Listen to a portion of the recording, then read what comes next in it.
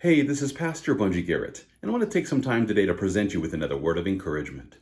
Now, just in case you haven't heard already, you might like to know that Neuralink's co-founder, Elon Musk, he just informed us that his team has successfully implanted the first human with a Neuralink brain-computer interface, which is able to decipher the brain's signals and then translate those signals into commands for external technologies. Without debate, the potential applications of Neuralink's brain-computer interface is limitless. And according to Musk, this implanted device could also be used to treat conditions like obesity, autism, depression, and even schizophrenia. Not only that, but it could also be used to enable the user to mentally control their phone or their computer, not to mention any other device connected to their phone or computer.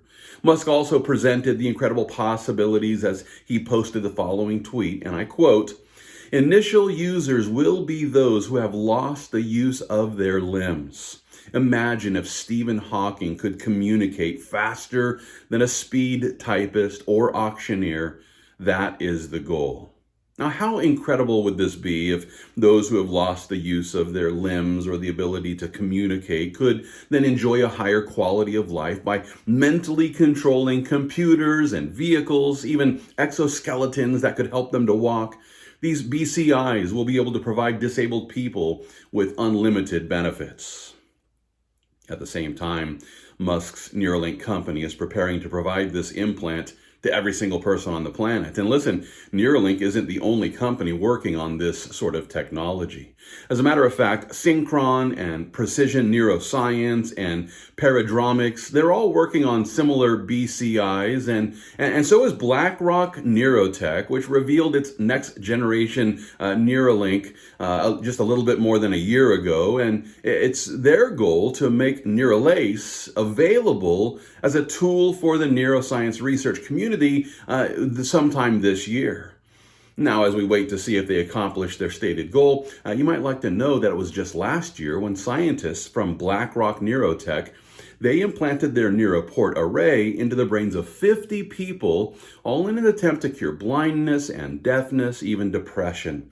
And while the stated goal of this research is to improve the quality of life of those who are disabled in various ways, I can't help but to wonder how nefarious characters might use these implants to control the minds of those who receive this technology. Now, in order to make my case here, it'll help you to know that researchers based in UC San Diego, as well as in Australia and also China, they've already demonstrated how brain-computer interfaces can be easily compromised by tiny adversarial deviations in the system, which are too small to be detected. And as a result, the hacker could end up gaining access to the brain of the individual, even possibly controlling the user. Oh, don't take my word for it. This is the warning that many experts are issuing about these computer brain chips. For example, it was 3 years ago when Gozdi Bayar wrote an article which is titled "IT Expert Issues Warning on Computer Brain Chips."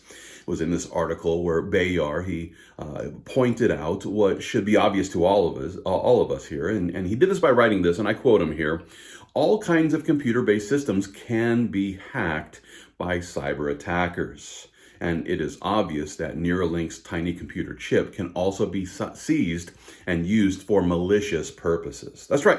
The brain-computer interfaces, like Neuralink, can be hacked by cyber attackers. That being the case, we should take a moment to ask, what can these hackers do once they gain control of an implanted chip like Neuralink? Well, with this question in mind, let's consider the warning presented by a Turkish IT expert named Rami Aktepe. And Aktepe informs us, and I quote here, "With implantable brain chips, there is a risk that the devices could be hacked for malicious intentions, and hackers could involuntarily turn users into killing machines." That's right. Hackers could involuntarily turn users into killing machines. That's what he said. Now, Aktepe was quick to point out that these brain-computer interfaces are being designed to treat things like memory loss and hearing loss, depression, and similar diseases. But he prudently points out here, and I quote, that no one can claim that this will definitely not be used to control people in the future. Yikes. Can you imagine what a company like BlackRock Neuralink might do if they had the ability to control, say 1 million people with their BCI system? Well, listen, it was last June when Selma Sidikovic sought several opinions from experts on this topic, and she did this by posing the question to these experts: can Neuralink be hacked? Well, after considering their points of views, she synthesized the information in this way. Cyber criminals could potentially hack Neuralink in a few ways. One is through the Bluetooth connection the device uses to communicate with a computer or smartphone. If a hacker gained access to this connection, they could send malicious commands. Another way is via exploiting vulnerabilities of any related software.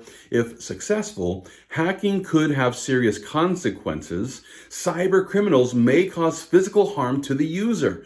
So could a hacker use Neuralink to control the user's thoughts or actions? Of course. This tech is still in its infancy. It's not clear how vulnerable it really is to attacks. Wow. Listen, those who step up and receive the implantation of these BCIs, they're running the risk of becoming the puppet of any hacker who gains control of their brain. And knowing that the world is filled with nefarious characters who are already trying to control us in a number of different ways, well, we should really take the time to consider the risks and the rewards. They want us to focus on the rewards, but there are many risks when it comes to receiving such technology. Now, I don't know about you, but I'm not willing to hand my brain over to the people at Neuralink or BlackRock Neurotech or any other group that could potentially hack into these BCIs, even with the goal of controlling the user. And while I completely understand the benefits, which will bless those who are disabled, listen, those who don't really need the technology, well, you ought to think twice before becoming a hackable human.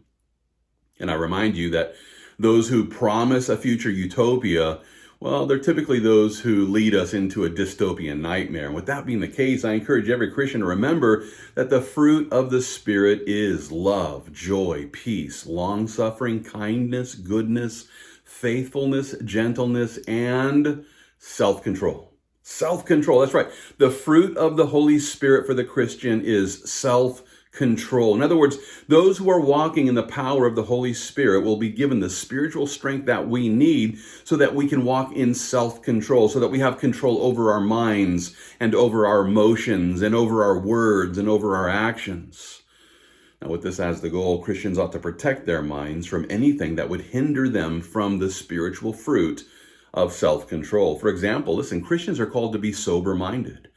Therefore, those who are ingesting drugs and alcohol, well, they're allowing these substances to hinder their self-control. And those who engage in things like Eastern meditation are also entering into an altered state of consciousness, which could hinder their ability to have self-control.